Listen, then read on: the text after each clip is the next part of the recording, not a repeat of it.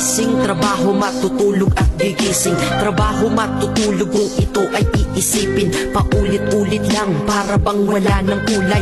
Palaging ganito, ano ang punto ng iyong buhay? Sa sweldo, babayad. Sa sweldo, babayad. Kakasweldo lang pero ubos ang pera kagad. Ito ba talaga ang binigay na kapalaran?